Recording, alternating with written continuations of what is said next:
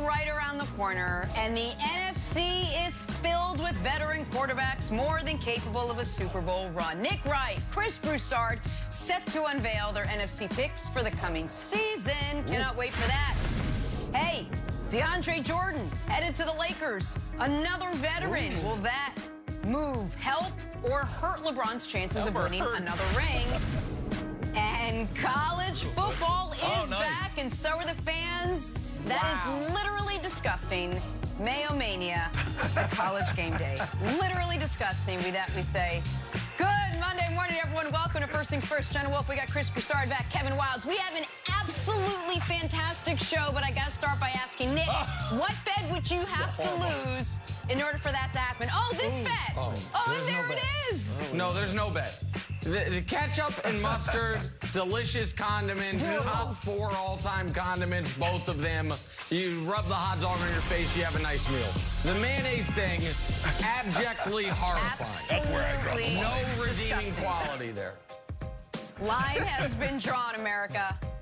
I like All right, guys, NFL season starts in 3 days. You don't like it that much, Broussard. 3 days till we see Cowboys Bucs, but terrible timing for the news that Dallas received yesterday. They will be without all-pro guard Zach Martin for the opener after testing positive for COVID-19. A big blow up front for Dak Prescott, who needs that protection this season, and for Dallas as a team. Zeke called Martin our best player on offense. So that's the Cowboys situation. Flip over to the Tampa side. Tom Brady ditching the knee brace at practice after dealing with an MCL injury for most of last season. Brady said, "Oh, it's good for me to feel like I can move around freely. I had a knee sleeve on for 13 years. Just that little bit of compression keeps a hamstring from working the right way. You try to compress the knee to keep it more stable, but then you're also compressing the quad. This is the first time that I've been able to run and not think about it. I'm not going to turn into Michael Vick out there, but at least I'm not going to be super restricted." Watch out. Brady's run game in full effect. Nick, what chances do the Cowboys have, the Cowboys without Zach Martin, of beating the Bucs without Brady's knee brace? Yeah, I mean, Zeke said it. It's called Zach Martin the best player on their offense, and I don't know if that's true, but it's certainly a strong argument can be made that he's the best player on their offense. And by the way, I should note, Chris Mortensen just tweeted about talking to NFL owners and GMs this weekend about the level of anxiety league-wide about COVID testing today. When so many guys were traveling this weekend, so many guys were back watching their alma maters play in the opening weekend of college football, or getting their last kind of weekend in before the season starts, that they worry there's going to be a lot more Zach Martin-type situations that come out of the testing today. So that's just something to keep an eye on. But for the Cowboys, I'd love to pick this upset, but they are not built the way you need to be built in order to beat the Tampa Bay Buccaneers. There are, in my opinion, there's 2 ways to beat the Bucs that we saw last year. One is have a ferocious front 7, particularly defensive line, and constantly harass Brady. That's how New Orleans got him twice. That's how Chicago got him. That's where they had their real difficulties. The other way would be the way I thought the Chiefs were going to be able to beat them in the Super Bowl, which is high-flying aerial attack. And you might say, well, Dallas has that. Well, Dallas might have that at some point. But the fact that Dak Prescott is going to be taking his first live snaps since his leg snapped concerns me. The fact that he didn't get the time this offseason you would have liked to see him get in the preseason games to get on the same page with his receivers. Plus, Dallas's somewhat rebuilt back end seems ripe for Brady to pick it apart. So, Wildes, I'd love to pick your favorite player ever, Tom Brady and the Tampa Bay Buccaneers, your favorite team ever, to lose in week 1. Unfortunately, Wildes, I cannot go out on that limb, and I'm going to say the Cowboys' chances are very, very, very slim. A man of true integrity won't pick against Tom Brady and won't have mayonnaise poured all over him. There are lines that Nick Wright won't cross, America, and you have found them here. Broussard, I will, however, pick the upset. Last week, I had it 33-28 Cowboys. After consulting with the meteorologists in the Tampa Bay area, it's going to be windy. It's going to be a little bit wet. I'm going to bring it down. Cowboys 24, Bucs 21 for two reasons, my friend. The first reason is who's hungrier. I think the answer to who's hungrier is definitely the Cowboys. I think Dak is hungry to get back on the field. I think Zeke is so hungry, he's got a literal feed me tattoo. I think Mike McCarthy's hungry. I think Dan Quinn and the entire defense is hungry. And you might say, oh, but Wilds, that's just too simplistic. That doesn't matter. It does matter, and it has mattered, Broussard. After the Patriots beat the Falcons, we put down a banner, and Hall of Famer Julian Edelman came out with a Lombardi trophy, and everybody was happy. Oh, what else do we have to do? Oh, yeah, we got to play the Chiefs. And guess what happened? Alex Smith, aerial attack. We gave up 21 points in the fourth quarter, and we lost the game. Tom Brady's like, we need to, after the game, Tom Brady said, we need to play with a championship mentality every game. Bill Belichick was like, we kind of let down. So there was an emotional letdown. I could see it happening again. The other thing is this. The Cowboys defense has got a lot of new guys on it.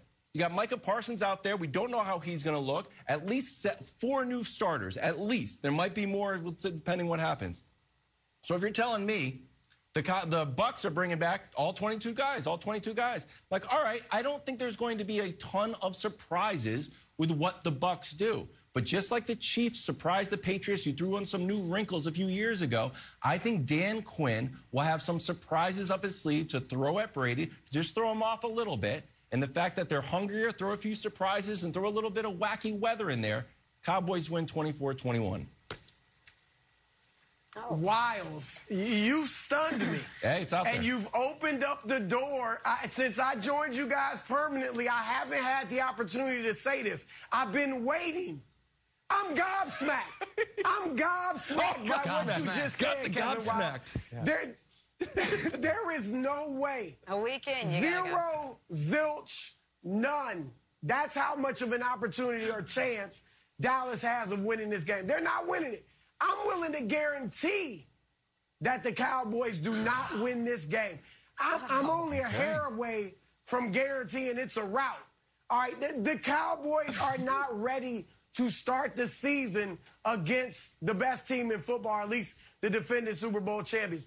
Nick already mentioned Dak Prescott's first snap since breaking his ankle is against one of the best defenses in the league. Zach Martin, one of the premier linemen on offense, is now out. The entire offensive unit for the Cowboys did not play one snap in the preseason, Wilds. Not a game, not even a series, not one play together. All right, they are not ready. And now you got Tom Brady with this newfound mobility. Oh, it could be ugly, Wilds. Here's what I'll say. Newfound mobility. Here's the silver lining. Here's the silver lining for the Cowboys. It's only week 1.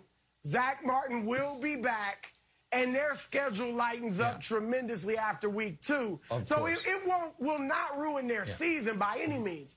But they're in for it. And I would say this to Cowboys fans. If they play Tampa Bay close, and I don't mean, oh, the game is in doubt in the fourth quarter close. I mean 32-24, legit 32-24, something like that. Then, Nick, I think Cowboys fans and the Cowboys themselves should feel good about that because they are not winning this game. I agree with most of what you said. 2 quick points before we move on. I want to throw one of them in Wilds. First one is, this is the first segment of the week. I can tell how fired up Chris Broussard is. Talk NFL footballs. We're going to be doing that all week long. With that said, we have 39, if my math is correct, it usually is, 39 more segments to get us through this week. Someone get my man Broussard some warm tea and lemon, because if you're so excited, the voice is already starting to go on him. I'm worried that by Thursday, when it's game day, I'm worried we're not going to have you. That's first point. Second point is, you mentioned the newfound mobility. This is like a take to wrap up, put away in the closet, and we'll unwrap it come, Thanksgiving or Christmas time. Wilds, it is more than odd that Tom Brady is all of a sudden like, hey, I've worn this knee brace for 13 years or sleeve. I'm now taking it off. I'm shocked he's doing it. I've never seen an athlete do it, and I would bet as much as one could bet that there is some weird coming up soon TB12 voodoo marketing thing that like, oh, guess what, guys? In addition to pliability and your reverse age, my joints are actually better than they were at 25. There's no other reason that he's not taking this knee sleeve off because he wants to run around more. There is no chance. This is all part of him and Guerrero's marketing thing. So just keep that in mind when he's like, oh, I'm not Mike Vick, but maybe a little Randall Cunningham if you stop it, Tom. You've worn this knee sleeve for 13 years. Taking it off is a marketing thing. I guarantee it, Jenna. Guarantee it. Okay. 84 hours and counting until we see Tom Brady without the knee sleeve. The NFL season kicks off. We'll see Cowboys and Bucs and what that all looks like. Time now for a new game we're calling Pick a Side. I'll explain it. We are talking the Kansas City Chiefs. Knicks Chiefs this morning. Their quest for a perfect season begins on Sunday when they host Baker and the Browns at divisional round rematch. Here's a look at KC's full 17-game schedule. Ooh. Take this in. A lot of AFC contenders early, so it got us thinking. Yes. Nick, what's more likely? The Chiefs go 20-0 or they don't win a playoff game? Pick a side. Oh, Jenna, I'm very conflicted here because I'm serving two masters.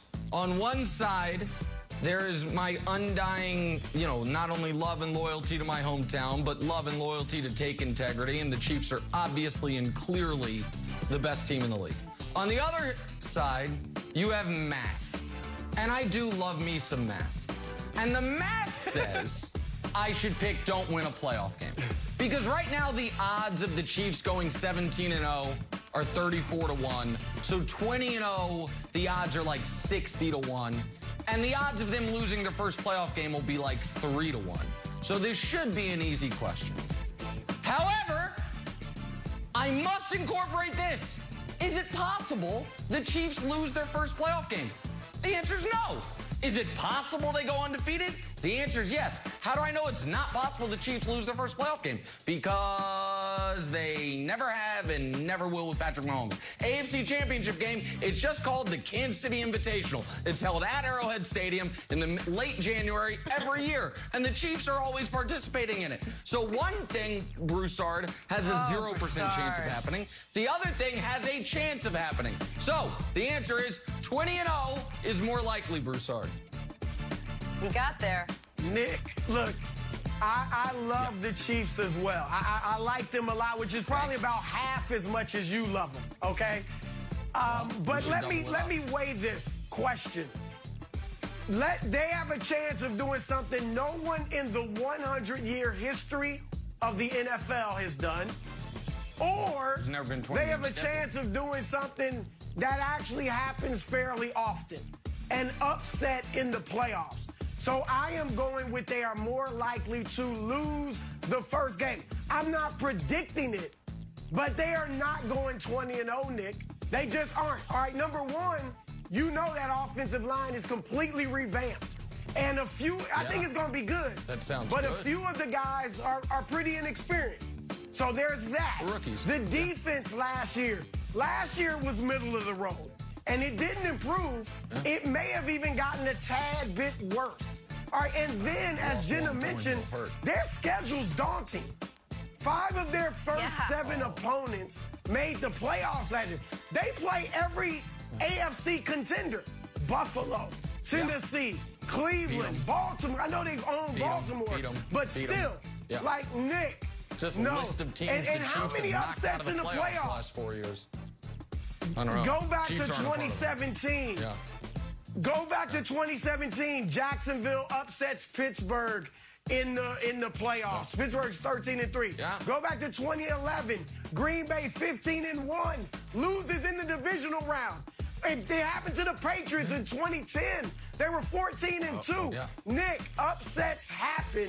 There is no doubt it is a better chance of losing in the first round or a divisional round. All right, here's the I agree with Broussard. Here's the other thing, Nick. As someone who had an undefeated season with Randy Moss, Tom Brady, and Bill Belichick, I actually wanted to lose that last regular season game to the Giants because in my mind, if we lost that regular season lose the last game to the Giants, unfortunately. Not that game, the last regular season game. That's twice that you stepped into that. You know what I'm talking about. I wish we lost that game because I thought we would have won. So I don't even know if you want to go 20-0. I actually think if, John Gruden lapped it up around Arrowhead, it would give you a little more fire and propel you to a Super Bowl victory. Well, listen, I just want, I get that. I understand, is winning, this is what we do with the Chiefs. Is winning actually bad for them? Do they not play enough close games? Are they, we have to do all these different machinations to make them interesting because they're so good? I get it. But just some facts and figures here, America. The idea that people think 20-0 is crazy. They recently won 25 of 26, started by Mahomes. They have not lost a road game. Jenna, do you remember way back when we were in studio still, and I said to you, mark it down, the Chiefs won't lose again the rest of the year. Then they went on to win the Super Bowl. This is in 2019. That's the last time they lost a road game. Mid-November of 2019 against the Titans. Right. So they were 14-1 with Mahomes starting last year. So they were this close. So yeah, no, 20-0 on deck, America. And I love that long list of AFC playoff teams that the Chiefs have kicked their asses year after year after year. And I like it. Keep telling me about it. 8 o'clock in the morning. I didn't say that. 5 in the morning on the West Coast. Not only that. Labor Day, man. Nick, I would say don't even look past week 1 with a reloaded Browns team. I've always been down on Baker and the Browns, and now I don't know. So we'll see. Let's get past week 1. We'll see if 20-0 is on the board. Let's shift some gears, talk some basketball on a Monday morning because the veteran Lakers is about to get even more veteran-y. Big man DeAndre Jordan intends to sign with the Lakers after being traded and then bought out by the Pistons. Jordan would be the 10th Laker, age 32 or older, and 6 of those guys, 35 plus. Nick, Jordan and LeBron on the same team, never thought I'd see the day. Do you like the Lakers bringing in DeAndre Jordan? Nice. That was a good line, Jenna. Well, listen, we're still getting the edible arrangements and the Sherry's berries sent my way for apologies that were due from the audience last week. But you can feel free to send more to me. And by the way, if you're feeling generous, include Kenny Atkinson, who lost his job, arguably, because he saw what I saw and other people saw, which is DeAndre Jordan's not great at the old basketball anymore. And now the Nets finally admitted, as they say, hey, you can have DeAndre Jordan. And Detroit says, no, we don't want him. They're like, what if we include $6 million? They're like, still don't want him. They're like, what if we include 4 second-round picks? They're like, okay, we'll take him. And then we'll ask him to leave, and now the Lakers are going to take him. So here's the thing. I understand that folks probably expect me to say, well, with LeBron, he'll be different. Exactly. And while I do believe LeBron has the ability to get the most out of any and all teammates he's played with for now 18-plus years, there has to be something to be gotten. And so do I think this moves the needle for the Lakers? No. Do I think DeAndre Jordan can possibly play a similar role to the one JaVale McGee played when they won the title? Sure. But that is like your 11th man, your second or third center, not including Anthony Davis, who really should be your center. So, no, my feelings on DeAndre Jordan have been very consistent, and now the Nets have finally caught up over the last couple of years. He's not the guy that he once was. He is no longer – he used to – remember when Doc Rivers, Broussard, was like, he should be Defensive Player of the Year. But now he actually kind of hurts you on that end because of his inability to guard the perimeter and switches. So, no, I don't think it hurts the Lakers' chances of winning a ring. I don't think he's a net negative. He can be your 12th man. Who cares? But I certainly don't think it helps them or it's a needle mover for the Los Angeles Lakers. Props, Nick. That was a rare case of objectivity. That was excellent. Excellent points. Rare. I agree with you on that. That's all I do is give objective I takes. thought you were gonna sing the praises of this move. All right, and I'm lukewarm on this. Okay, I mean, I'll feel no differently about the Lakers once they sign DeAndre Jordan than I felt a week ago. I mean, it's an inconsequential move. Okay, here's how much DeAndre Jordan has left. The Brooklyn Nets, who could use size, who could use rim protection, and DeAndre Jordan is very tight with Kevin Durant, Kyrie Irving, and they let him go. So to expect him to do anything for the Lakers, you know, like Nick said, he might come in here and give you a moment or two. Maybe even in a big game. You know, it's possible. I expect those big man minutes off the bench to go to Dwight Howard. There's talk that they're going to get rid of Marc Gasol. I actually would like them to keep Marc Gasol because I think there will be times where his ability as a stretch five will come into play, and they could use him to open up the floor for LeBron and Westbrook. But also, Anthony Davis is going to be at the five a lot, especially in big moments. So DeAndre, you know, it's fine. Doesn't really change anything. But I think overall, Wilds, it's an inconsequential move. Yeah, I also heard the Marc Gasol for Paul Gasol. They want to get a little bit older. You got to sign older guys. Marc Gasol too young. So Broussard, my answer, yeah, a little more experience. Got a Lakers uniform. You don't have to get new jerseys. Broussard, my answer is hurt, but it's not a DeAndre Jordan, you know, performance thing. It's the fact that the Nets let him go, and to me, that is a sign that the Nets are more focused on winning this year. The idea that it was like, hey, Kyrie, KD, DeAndre Jordan, we're going to be like the super friends. And Steve Nash and Nick Wright were like, I don't know if he should start. And there was these reports that he was kind of like the players wanted him to start. And he started. Eventually, he started getting some DNP CDs.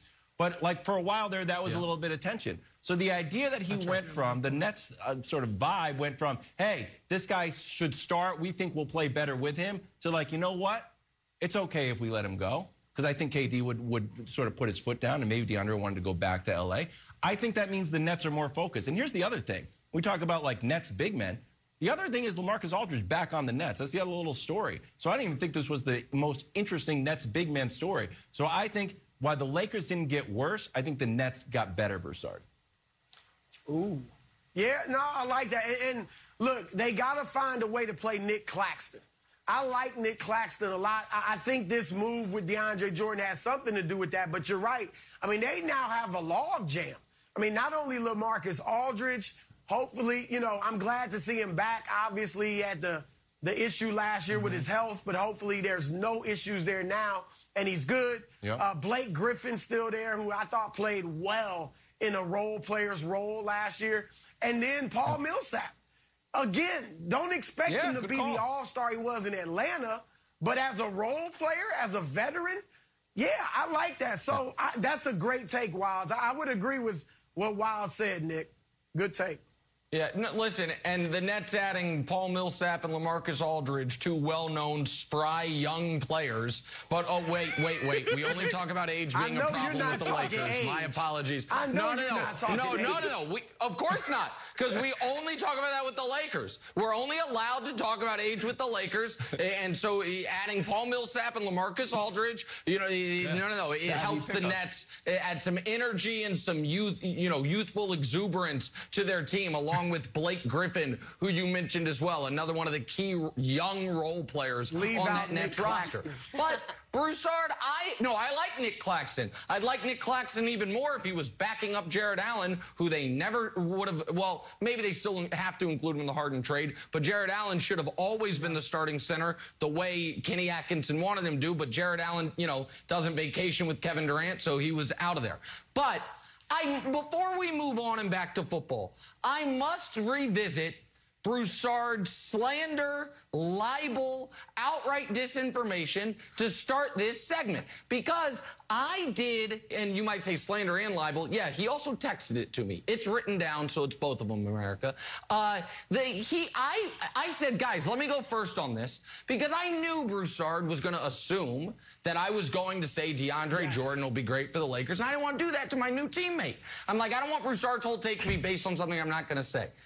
But then I didn't say it, and you were like, oh, golf clap, applause, final objectivity.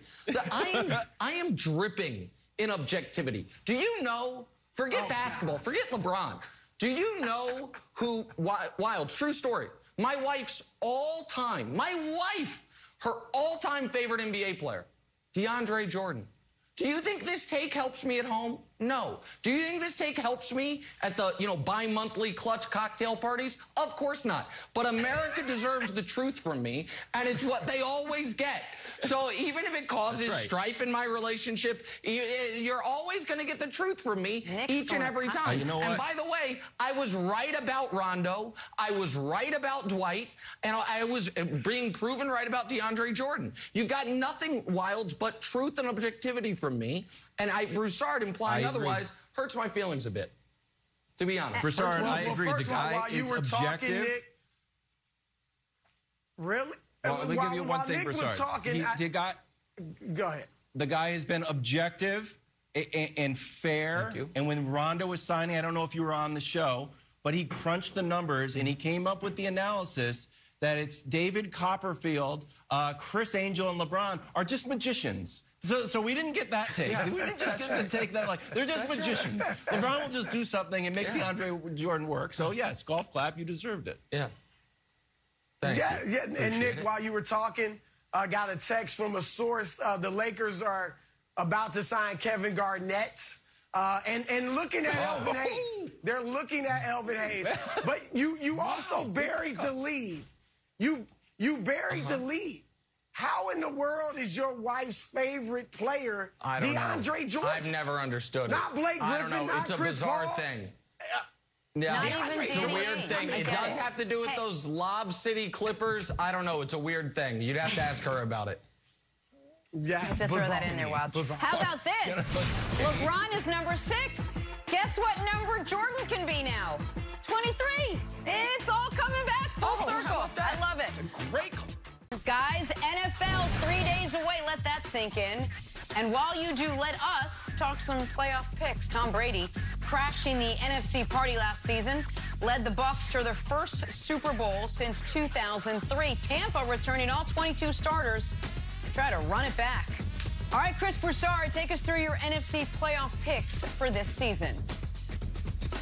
All right, here we go, Jenna. In the NFC East, you got Dallas. I think a much improved defense, best quarterback in the division.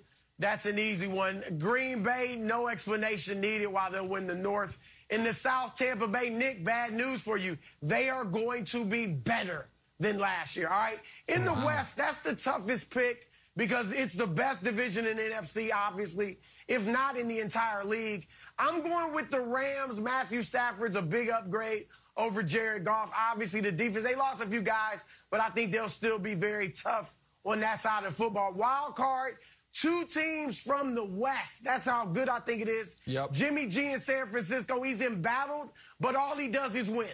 24-8 as a starter in his career. Seattle, Russell Wilson only missed the playoffs once in his 9 years as a starter, so he's getting in. And the shocker, New Orleans. Look, they are 8-1 over the last 2 years without Drew Brees. Sean Payton is a great coach. The defense still has some of their great players. And I think, here it is, most improved player candidate, Jameis Winston. I am looking for a big season from Jameis Winston. Watch out for it. Wow, or comeback player of the year, Jameis Winston, maybe. All right, well, this is a little awkward. It's like, you have a new student in the class and you have first big exam and you're like, did you just cheat off my paper? Because here's my picks. And by the way, I was used to it and I didn't mind it. I'm like, oh, hey, wait, it's the exact same thing. Actually, that's a compliment to Broussard. Means Broussard got 6 of the 7 correct. I have all the carbon copy the same reasons, with the only exception being Broussard's doesn't have a single, like, wow, that would really surprise me. Like, there is not a single sleeper or shocking team there. Well, New Orleans is, I think, right now in Vegas, favored to be one of the playoff teams. I think Atlanta, I'm down on New Orleans. I'm much higher on the Falcons. New coach. I know they lost Julio, but they added Kyle Pitts. But instead of arguing about who both of us have as essentially the 7th best team, let's talk about who we have coming out of the NFC, Broussard, and then Wilds will jump in. For me, even though I do not think Green Bay has any realistic shot of being the 1 seed, Green Bay's schedule, they got unlucky in that they draw the NFC West, who you mentioned, the toughest division in the NFL. They also draw the AFC North, maybe the 2nd best division in the NFL, and their extra bonus game, hey, go play the Chiefs. So I think they might end up being like 11-6. Like a team that has to win 3 playoff games to make the Super Bowl, only get 1 home playoff game potentially.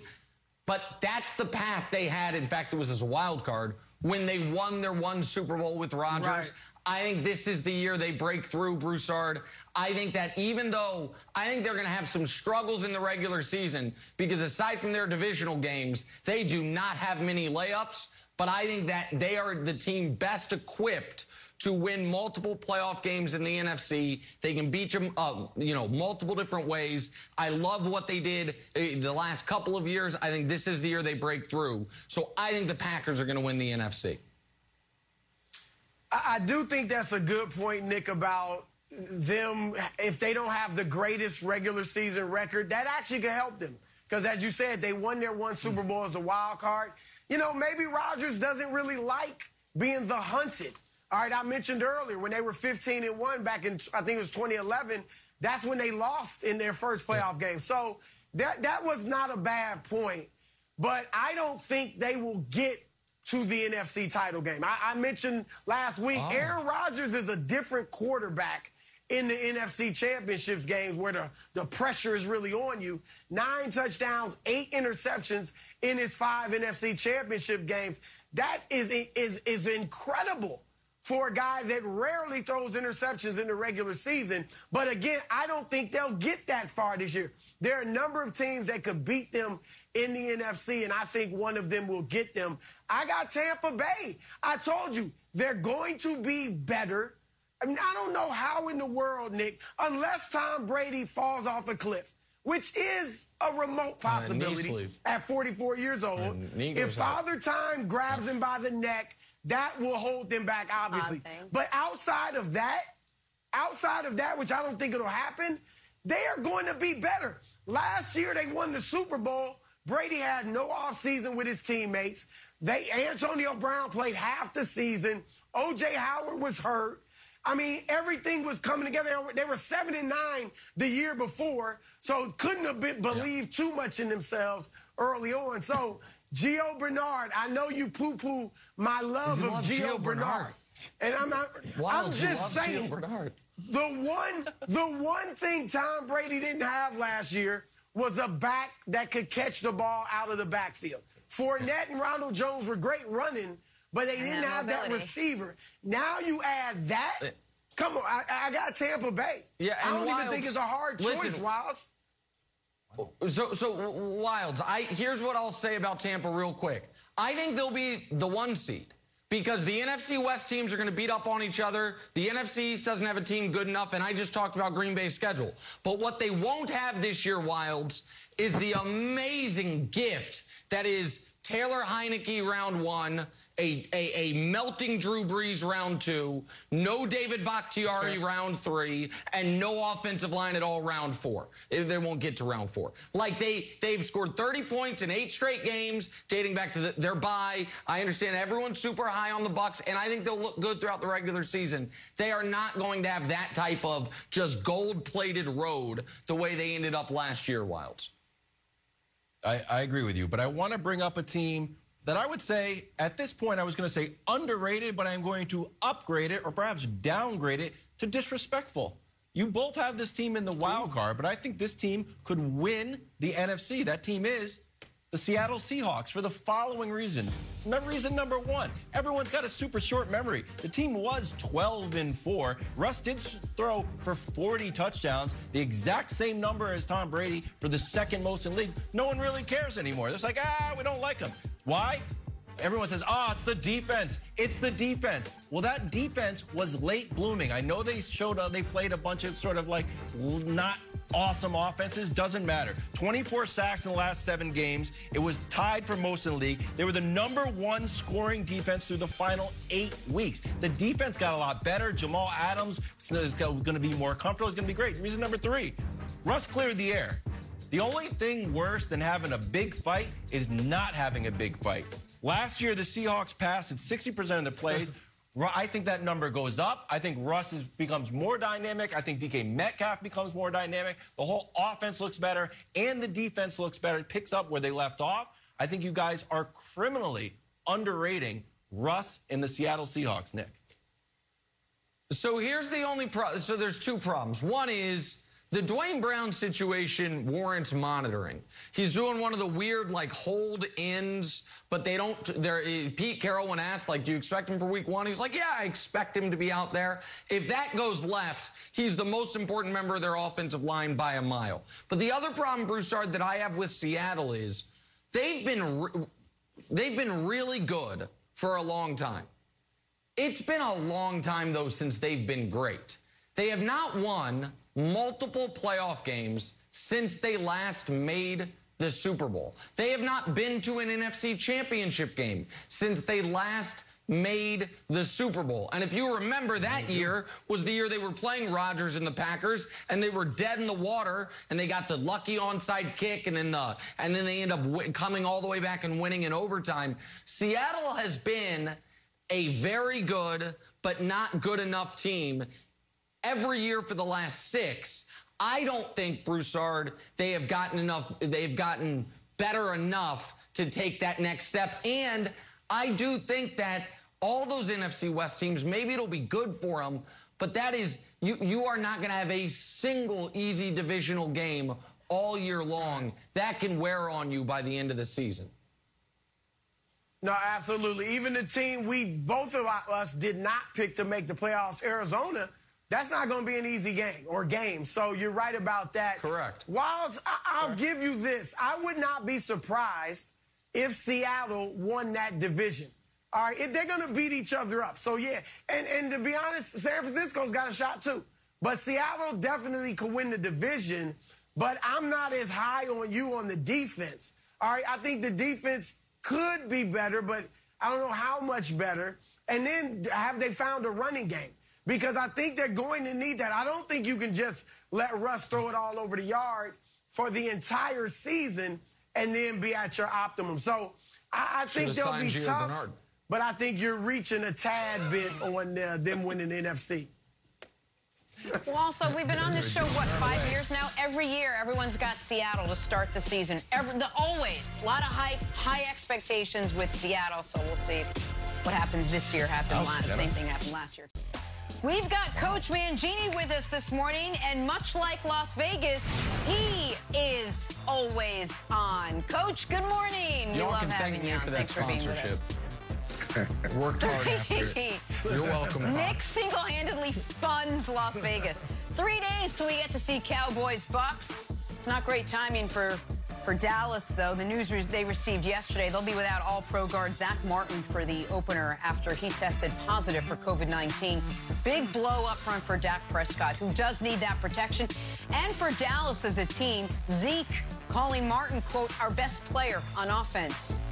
All right, so that's the Cowboys situation. Flip over to their opponent, the Tampa Bay Bucs. Tom Brady ditching the knee brace at practice after dealing with an MCL injury for most of last season. Brady said, it's good for me to feel like I can move around freely. I had a knee sleeve on for 13 years. Just that little bit of compression keeps a hamstring from working the right way. You try to compress the knee to keep it more stable, but then you're also compressing the quad. This is the first time that I've been able to run and not think about it. I'm not going to turn into Michael Vick out there, but at least I'm not going to be super restricted. Watch out for Tom Brady out of the pocket. You're going to have to change defenses all across the league. Nick, what chances do Dak and the Cowboys have of beating Brady and the Bucs in Thursday's opener? Factor in no knee sleeve. Factor that in. Yeah, factor in that Tom Brady's, he's going to be, Jake the Snake Stabler out there. Like, come on, man. Like, stop it. And you wore it for 13 years, but now at 44, he's like, I'm ready to take it off. The knee sleeve thing has to be a TB12 marketing ploy to be named later. So I'm not going to incorporate that into my analysis, Coach. But I think that there's two ways if we are going to use as a blueprint last season. I know that you can't do that always, but for a team like Tampa that brought everyone back, and because it's week 1, we're going to have to use some of last season. Two ways to beat Tampa. One is to try to just get in a shootout and outscore them. And Dallas, at full strength, maybe could do that. If Zach Martin were there, if Dak Prescott were rolling, as opposed to not having played in 10 months, then maybe they could do that. But with no Zach Martin in Dak's first game since he broke his leg, I'm going to scratch that way off the board. The other way to beat Tampa is ferocious pass rush, get to Brady. It's how New Orleans did it twice. It's how Chicago did it last year, if we're using last year. And I know Cowboys fans think I underrate DeMarcus Lawrence, and I know they added Micah Parsons. I get all that. They are not going to have a dominant front seven, certainly not a dominant defensive line. So I don't see a third path. I don't think Tampa's all of a sudden going to make a ton of mistakes. I don't think they're going to have a 3-turnover game. And for those reasons, it's the NFL. So, of course, I'm not going to call it 0%. But I would be very, very surprised if Dallas is able to go to Tampa on ring night or, banner night and beat the Tampa Bay Bucs. I agree with you, Nick. It's going to be really hard for them to do that. And ring night or banner night or whatever you want to call it, it is a pretty incredible experience because all the emotion from the previous season comes flooding back. You remember all the amazing experiences, and it's powerful. It's a powerful feeling going into that first game when that banner comes down. And in the 3 Super Bowls the following season, we beat up on Pittsburgh after the first Super Bowl. We had a close one versus Indy, and then I think the third one we beat Oakland by 10. But that definitely played a part in it. I think the other thing that's difficult is Dallas is going to have a lot of young players, a lot of new players on defense, and that's something that Tom should be able to take advantage of. And I don't know where they'll be offensively and how much they'll roll. And I understand, you lost your starting guard, and it feels like every time we talk about Dallas, there's some reason the offense can't score a bunch of points. And so this is the new one. They lost their guard. So, that's it, I guess. Coach, I know you were saying that banner night gave the Patriots a lot more enthusiasm. Maybe you were the tie that binds, because after the Patriots beat the Falcons, banner night, Kansas City came and just mopped the Patriots. And after the game, Tom Brady was saying we have to have a championship mentality every day. Belichick said, I agree with Brady. So it felt like on that game, it sort of backfired. The enthusiasm was actually better for the Chiefs. For me, I think that could happen with the Cowboys, that the Cowboys were just going to be hungry. We certainly know Dak's going to be hungry, and Zeke's going to be hungry to sort of get back on the field. I also want to ask your opinion about Dan Quinn. So everyone just made fun of the Cowboys defense last year. Dan Quinn's got to come in and be like, you know what? I'm going to fix this. I'm going to fix it with a new scheme. I'm going to fix it with new players. To me, I think Dan Quinn, who has his own history with Tom Brady, will be hungry to give Tom new looks. So I think the Cowboys win this game because they're going to be hungrier, and there's sort of an element surprise that Dan Quinn has got cooking. Well, there definitely is an element of surprise in game one either way. And where Dan really helps this defense is he's going to simplify things in a lot of ways. He's going to have the guys playing fast. And I imagine that's how he'll start out, is making sure that everybody understands exactly where they fit and they can play as fast as possible. And that does mean a simpler defense overall, but it gives them, those young players, those new players, the best opportunity to compete in this game that is not only going to be new with them working together, but you don't really know what Tampa's going to come out with with either. So I think that's a real advantage. To your point about it going the other way, that's possible too. How you deal with success is an unknown for Tampa Bay. I would imagine that Tom has talked to him about that and the pitfalls of being overconfident, especially going into the opener. But that's real too. You can go into that game thinking, hey, we're the Tampa Bay Buccaneers. Of course we're going to win. And that overconfidence can kill you with a younger, hungrier team in Dallas. Yeah, Wilds, I've seen that happen a lot in basketball. You know, teams on opening night, they get their rings, and then they go out there and get clobbered, all right? So it's a possibility, but I'm not giving it a possibility. I give the Cowboys zero chance of winning this game. Zero. I don't think they're ready. They're ready to beat the Giants. They're ready to play, you know, the Eagles on opening night. But they're not ready for the defending Super Bowl champions. And Tom Brady, as Coach said, a week after they won the Super Bowl, he was working out and posting, getting ready for ring number 8. So I don't think he's going to let them be complacent. I think they're going to come out excited about the season, ready to run it back. So I don't think Dallas is ready. Dak's first snap, all right, not series, not game, snap, since he broke his ankle will be against one of the best defenses in the league. Obviously, Zach Martin is now out. So their offensive unit hasn't even played one series together or one snap together in the preseason. So they got a lot to work on. Now, look, it's not going to ruin their season. That's the silver lining. Their schedule gets a lot easier after week 2. Obviously, they're in that NFC East bad division. And Zach Martin will be back, thankfully, for the Cowboys. So it's nothing to get down on if you're a Cowboys fan when they lose this game. And I would even say if they play Tampa Bay close, if it's 32-24, Nick, like a legit close game. I get it. The Cowboys players, they can't get excited and say moral victory publicly. But the fans should feel good about it if they just play. The fans should feel good about it if they play Tampa Bay close. It'll be a good barometer, Nick. You know I'm right. You're trying to prove I don't think you're wrong. My take. No, I wasn't. I agree with you, actually. I wasn't. The moral victory thing wasn't sarcastic. Speaking of good feelings, Tom Brady is going to be ensconced by good feelings because he's going to get to watch the banner drop. And then shortly after that, I'm sure he's going to, you know, look over on the Cowboys sideline or maybe up into the Cowboys coaching box and say, oh, my old friend, Dan Quinn.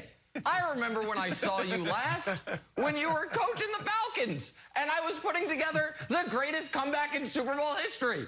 And I remember when I saw you before that in a different Super Bowl against Seattle, where I played a perfect second half against your cover 3 defense that I figured out a decade ago and no one told you. So I don't think Brady is going to look at the Cowboys remade defense and be like, oh no, like I'm concerned about it. But here's what I am concerned about. I'm concerned about Jake Matthews and Andrew Whitworth. So those are the left tackles for the Falcons and the Rams. And you might say, Nick, why are you concerned about them? Well, because evidently a rule was passed, and I wasn't told about it, that the Bucs are not allowed to play a team's best offensive lineman. Bakhtiari, out of here. Chiefs' entire offensive lineman, out of here. Now Zach Martin, days for the game, out of here. So Jake Matthews with the Falcons, careful, buddy, week 1. Because I feel like there's going to be an ankle or something because God knows Tampa and Tom need a few more breaks. And facing a fully functional offensive line, can't ask him to do it. So Zach Martin, out of here, days for the game. Love to hear. It's unbelievable. It's just unbelievable, Coach. Just right days Nick, for the game, COVID, Zach Martin gone. Good to know. It's amazing to watch you find ways to try to take away from Tom Brady. Yes. It really is. It's like now it's because it's offensive line problems or it's some pattern of the football uniforms ruining offensive line so that the defense is able to rise up and save Tom Brady year in year out. Right? It's been being that way. Out, Fisher being out. Zach Martin being out are just facts. I understand that Zach Martin is a issue. It's an issue, and losing your guard is not something that you want to have happen. But you didn't lose your starting quarterback, and at some point we got to stop making excuses for why things happen, and just realize that he has the ability to overcome different situations and different problems and win on a consistent basis, where some quarterbacks, when their offensive line is a little bit banged up, they lose, and then some quarterbacks are able to see problems and they win. And outduel Taylor Heineke. I agree. Everybody can't do that. Everybody can't. Force multiplier, Coach. For his 7th Super Bowl ring. I mean, for his 7th one. Force multiplier. All right, Brady and the Bucs trying to run it back in the NFC. We got our funny guy, Coach Mangini, back with us. He is our funny guy. Time now for a new game we're calling Pick a Side. We are talking Knicks Kansas City Chiefs this morning. Their quest for a perfect season begins on Sunday when they host Baker and the Browns in a divisional round rematch. Here's a look at KC's full 17-game schedule. Look at this. Lots of the AFC contenders early. Got us thinking, Nick, what is more likely? The Chiefs go 20-0 or they don't win a playoff game? Pick a side.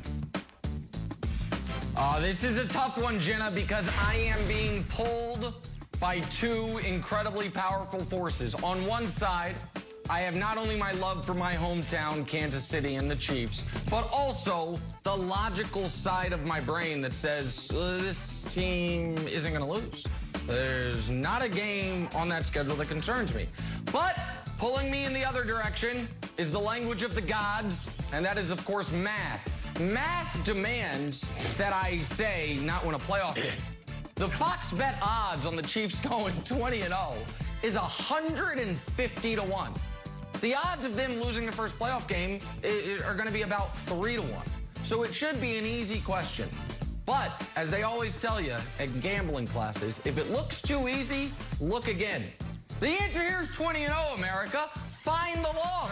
Oh, that gauntlet of AFC playoff teams. You mean the teams who the Chiefs have kicked out of the playoffs repeatedly? Oh, they're gonna, not win a playoff game. You mean not be in the AFC Championship game? Oh, that's interesting, because the AFC Championship game, not only is the trophy actually named after the Chiefs owner, Coach, they're renaming the game this year to the Patrick Mahomes Invitational, held at Arrowhead every year, last week of January. See you there, some lucky runner-up, because that's where he is every year. Unless there's going to be like a double bye to the AFC Championship game, there's no chance they don't win a playoff game. There is a slight chance they go 20-0. So the answer, Coach, is 20-0. It's funny, Nick, whenever I tell any of my hilarious dad jokes at the table and the boys are sitting around, they don't like it, they just say flop. They yell flop. Yeah. And that was what I probably have to say based off of what you just said. I told you it's probably going to be the first game of the season where they end up losing to the Browns. So I don't think that they're going to go 17-0. I don't think they have a chance to go 17-0. And if you just look at it from a math perspective or from odds perspective, it's so much harder to win 17 games than it is to win the other 3. So they're going to run into problems. They're probably going to run into problems early, the first game of the season. And so, yeah, I'm saying there's no chance that they go 17-0. Wow. Yeah, Nick, I'm with Coach on this. They're not going 20-0, 17-0. They have a better chance of not winning a playoff game. Look, that defense was middle of the road last year. All right, and it didn't get better. Some think it may have even gotten a little bit worse. The offensive line is entirely revamped, and some of the new guys don't have a lot of experience. So, look, I love the Chiefs. I really think they are the best team in football. However, the best team in football always loses at some point in the regular season. New England a few years ago lost, obviously, in the Super Bowl. But what are the odds of them doing something that happens quite a bit, being upset in the playoffs, or them doing something that's never been done in the 100-year history of the NFL? Come on, man. They're not going 20-0. You've got upsets. You've got schedule complications. You've got injuries. You've got just not having it one week It happens in the NFL. And upsets happen in the playoffs.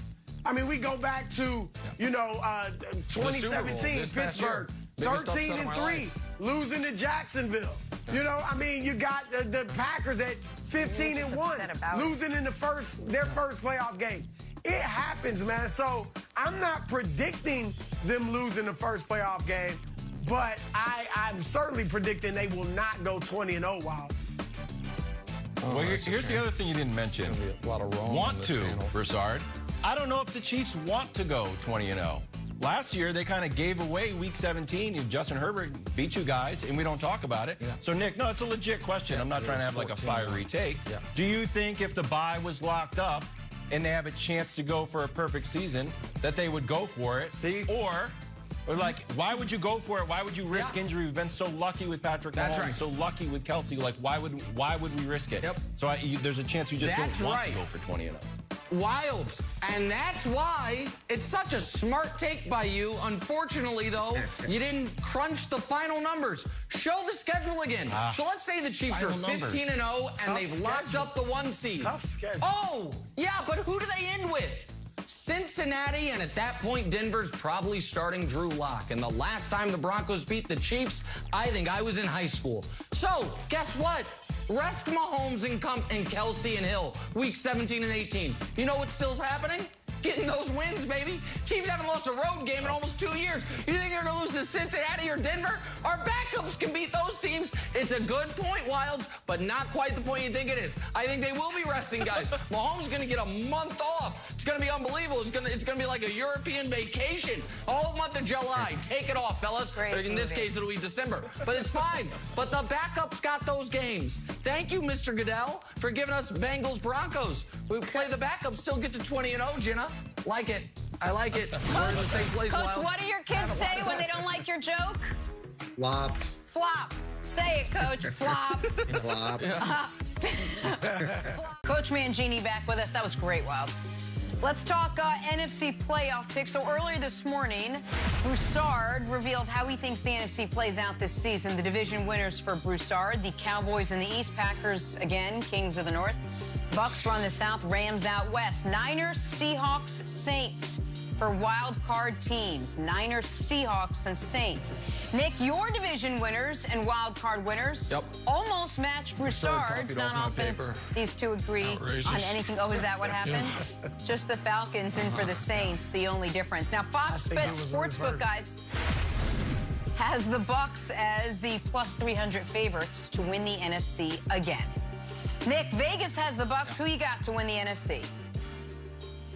Oh, I do not have the Tampa Bay Bucs winning the NFC, even though I do think they might do something they didn't do last year, which is get the #1 seed in the NFC and the only bye in that conference, because Green Bay's schedule is a murderer's row. The two best divisions in football, I believe, are the NFC West and the AFC North. Guess what, Green Bay? You get them both. Hey, extra 17th game. Who does Green Bay get on the wheel? How about Kansas City? So that is a torturous schedule.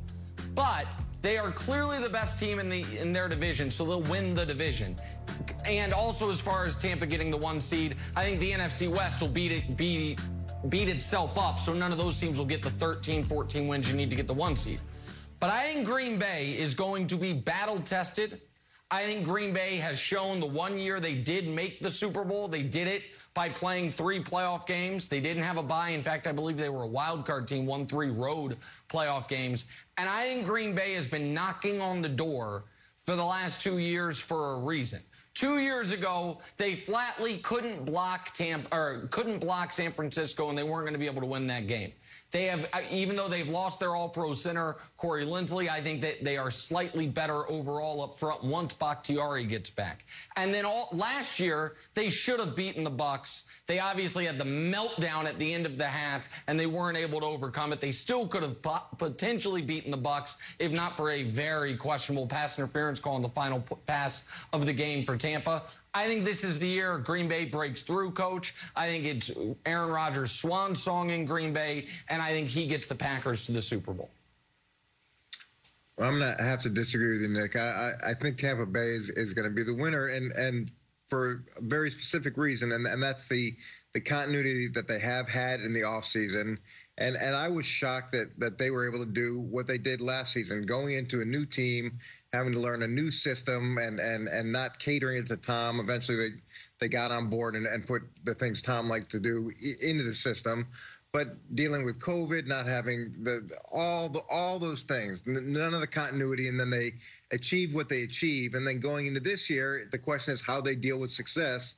And I'm not going to underestimate the impact of Tom in that arena either. So the continuity and the fact that Tom will be able to impact that group in terms of dealing with success versus what you have in Green Bay, and all they've had is conflict in the offseason and problems in the offseason. And I don't necessarily think that is going to generate positive things throughout the course of the year.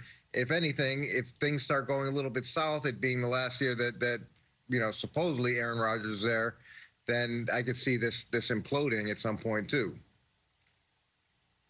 Yeah, Nick, Coach is right. I mean, it's Tampa Bay. All right, it's not even that hard of a pick. Green Bay, I think they're a great team, but I don't think they'll even get to the NFC title game again.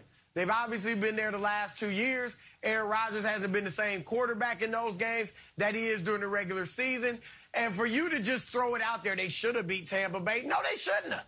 What were they down? Was it 28-10 at one point? I mean, they were down big for a reason because Tampa Bay was better. Yeah. And there's a reason that Tom Brady is the only quarterback this century to repeat as Super Bowl champion and to make 3 straight Super Bowls because he doesn't get complacent. It's incredible that after 7 rings or 6 rings, 7 rings, he still wants more. A week after they won number 7, he's working out, tweeting and posting about, let's get number 8.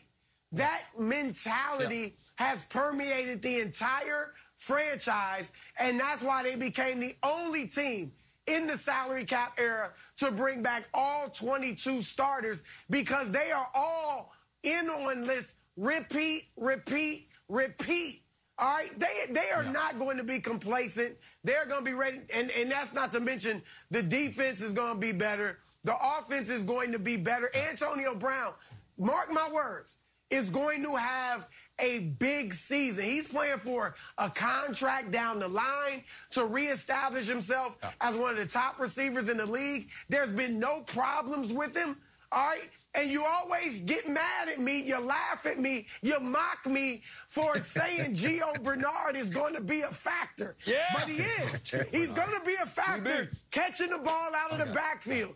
Coach knows I'm right about it, Nick. So wild. Tampa Bay is taking this NFC. Hold on. I will repeat. Repeat. I will repeat after myself here. Tampa is not going to have the path they had last year. They're not going to get a repeat of Heineke and then Breeze melting and then back-to-back teams whose offensive line right before the Super Bowl is devastated by Achilles injuries. That's not going to happen.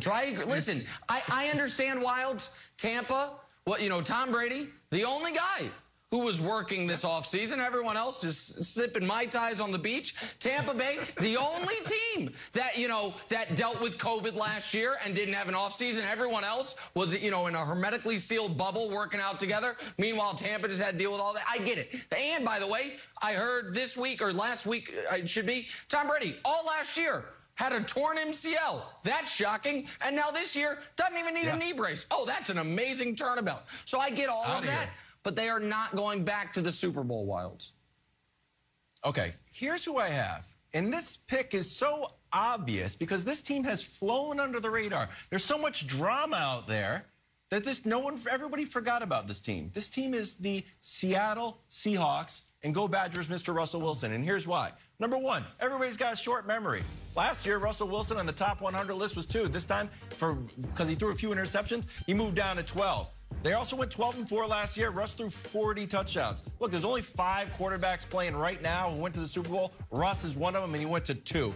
Reason number 2, Coach, you'll love this one, late blooming defense. We started off the season last year making fun of how bad the Seahawks defense were. It's fun to play with the stats, worst defense of all time. Next thing you know, in the back half of the season, they had 24 sacks in their last 7 games, tied for most in the league, and the #1 scoring defense in the last 8 games. We're like, holy cow. And Nick, you know this is true. Any relationship you've ever been in your life, only thing worse than having a fight is not having a fight. Russ cleared the air. Pete Carroll knows what's on the line right now. And although Aaron Rodgers and Brian Gutekunst have this like fake truce, I actually think Russ and Pete Carroll have a real truce. They threw the ball 60% of the time. I think that number goes up. I think Russ takes more control of the offense. I think DK Metcalf has a better year, even better than he was last year. So for those reasons, I think Seattle is flying under the radar and has a chance, and I'm not going to say a chance. I'm going to say will win the NFC. Nicholas. I like Seattle, Go ahead, Coach. and I like who they brought in. They brought in Shane Waldron as the offensive coordinator, Andy Dickerson as the run game coordinator, and both those guys are young, smart. They're creative, and this idea that Russell won't have impact on the game plan. That will not be the case, and he'll have as much impact as he wants to. Now, I don't think they need to throw it more than they threw it last year. If anything, they should probably run it more than they did last year. And defenses and young groups tend to get better as the season goes on. So that's encouraging, too. To get back to Nick's point where he mockingly said everybody else was on the beach drinking Mai Tais, Aaron Rodgers was legitimately on the beach drinking Mai Tais. He tweeted pictures over and over and over again of him on the beach drinking Mai Tais. So there's that. All right, you know what, Coach? This is like Coach have that walk-off. I'm not even going to respond to the Seahawks. Coach is right. There's actually documented him being on a beach drinking Mai Tais. Coach checkmated me there, Jenna. I'll just let him have it. He just checkmated me. We love it, Coach. We absolutely love it. Good stuff. Time now for stories to start your morning. Sponsored by Ram Trucks, built to serve. 3 days till we see Cowboys Bucs. You know who we won't see? All-Pro guard Zach Martin in the lineup. He will miss the opener after testing positive for COVID-19. Big blow up front for Dak Prescott. Prescott really needs that protection heading into the early part of this season. And for Dallas as a team, Zeke calling Martin our best player on offense. So that's the Cowboys situation. Flip over to Tampa Bay. Tom Brady officially ditching the knee brace at practice after dealing with an MCL injury for most of last season. Brady said this: "It's good for me to feel like I can move around freely. I had a knee sleeve on for 13 years. Just that little bit of compression keeps a hamstring from working the right way. You try to compress the knee to keep it more stable, but then you're also compressing the quad. This is the first time that I've been able to run and not think about it. I'm not going to turn into Michael Vick out there, but at least I'm not going to be super restricted." Nick, it's Mobile Tom. Get him out of the pocket. What chances do Dak and the Cowboys have of beating Brady and the Bucs on Thursday night? Broussard, I've got to let I'm right now just too inundated with mental pictures of what this new fleet of foot Tom Brady's going to look like. So that might change my analysis here. So I'm going to let you lead off here on the chances the Cowboys have of beating the Bucs and Randall Cunningham 2.0, 44-year-old knee sleeveless Tom Brady. You mock, Nick, but here's the truth, the flat-out truth. The Cowboys have zero chance of winning this game on Thursday. Zero. Zilch. None. I guarantee, I'm on national TV, I guarantee first guarantee the Cowboys will lose this game. All right? I'm only a hair away from guaranteeing that it's a blowout. I won't go that far, but there is no way Dallas is going to win this game. They're simply not ready. They're ready for the Eagles. They're ready for the Giants. They're not ready to open the season with the defending Super Bowl champions who won't be a bit complacent. All right, look, Dak Prescott, his first snap since he broke his ankle will be against the best team or defending Super Bowl champion. All right, the offensive unit, the starting unit on offense, has not taken one snap. I'm not talking about a game, not even a series. They haven't had one play together in the preseason, Nick. Zach Martin, of course, is out. He's arguably your best offensive lineman. And now, though you mock, you have to deal with the newfound mobility of Tom Brady. This could be ugly. Oh, God. All right? And here's the silver lining. Here's the silver lining for the Cowboys fans. It's game 1. All right? Zach will be back. All right? The schedule gets much easier after week 2. And they're in that horrible division, the NFC East. So this won't ruin their season. I still got Dallas going to the playoffs. But this is going to be bad on Thursday. So bad, possibly, that I'll say this for Cowboys fans, Nick. If they play Tampa Bay close, like say it's a legitimate 32-24 victory for the Buccaneers, the Cowboys fans should be happy about that. Because that'll be a good sign. This is a barometer. This will be a barometer for where the Cowboys are, Nick. So the players can't say it. The coaches can't say it. But if they don't get routed, it'll be a moral victory for the Cowboys. A little moral victory Monday for the Cowboys, even though this game's on a Thursday. Going to take Friday, Saturday, and Sunday to revel in the loss, and then moral victory Monday come around there. Listen, I am not putting it at 0% because it's a 7-point spread. So the Cowboys that's a big spread in the NFL, but this isn't Jets-Chiefs from last year where it was a 17.5-point spread. And I am interested to see in how the Bucs not named Tom Brady look after the pinnacle of their playoff or their football careers. I guess not named Brady and Gronk, as Gronk's been there as well. I do think that's a factor. But if you're going to beat Tampa, one path is what the Chiefs were going to try to do in the Super Bowl, just try to outscore them. Dallas, maybe if it were week 9 and Zach Martin were there and Dak had, gotten his legs underneath him literally and figuratively, I'd give him a chance at that. But week 1, when there's going to be rust, when you don't have Zach Martin, I don't think you're going to just be able to beat him in a shootout. The other way to beat Tampa, consistently pressure Brady. Well, DeMarcus Lawrence just started practicing, and even with him as a full go, that Cowboys D-line, to me, is not to me, to anyone, is not one of the 10 or 12 or 15 best in the NFL. So I don't think that's going to work. And as an added bonus for the Bucs Wilds, Dan Quinn, the Cowboys' new defensive coordinator, what's Brady done against Dan Quinn? Oh, against Seattle and his defense in the Super Bowl, Brady played a perfect second half, or fourth quarter at least, and against Atlanta, executed the greatest Super Bowl comeback ever. So Brady's had great success against Dan Quinn defenses. So I'm not at 0% like Broussard, but I would be very surprised if we're talking Friday morning about a Cowboys victory. 2%. Well, I am at 100%. I'll go the other way than Broussard. I think we wake up Friday morning and the Cowboys are 2-0. They win the game 24-21, and they also get a moral victory. So 2-0, Broussard. Get ready for the following 2 reasons. 1, I think they're hungrier. 2, I think there's more surprises. When we talk about hunger, I think Dak is hungry to get out on the field. I think Zeke is so hungry. He got another feed me tattoo. I think Mike McCarthy's hungry. And I think Dan Quinn is hungry to avenge those losses. And you can tell me, like, it's too simplistic. They're going to put down the banner. It matters. After the Patriots beat the Falcons, Kansas City came in, and Julian Edelman came out with the trophy, and we put down the banner, and everybody was happy, and Kansas City rolled us. And after the game, Tom Brady said, we have to come in with the championship mentality every day. Belichick agreed. There was an emotional letdown from Banner. So I don't think it'll give the Bucs energy. I actually think it's going to backfire. And then I think the Cowboys' defense is reloaded. I think Dan Quinn is going to throw some new looks at Tom Brady, and I think Micah Parsons is going to be a problem out there. I think that Tom Brady's going to obviously study, and he knows everything, Nick. But there's so much newness to the Cowboys in the first game with a new defense, with a new look. I think they're going to show some looks that confuses Tom Brady a little bit. Like, oh, you're going to confuse Tom Brady? What? Like, yeah.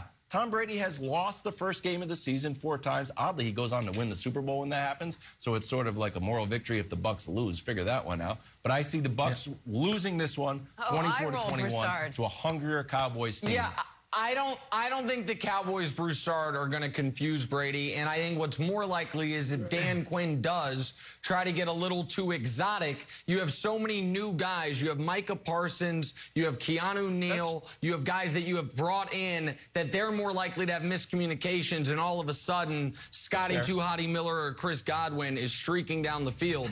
But I also, just mark it down, Jenna. There is going to be on TB12.com someday soon some new product or methodology that is behind this. 13 years of wearing the knee sleeve, but now I drink this concoction and all of a sudden my joints are better. Get it for $59.99 for easy payment. Mark it down, Jenna. That's coming.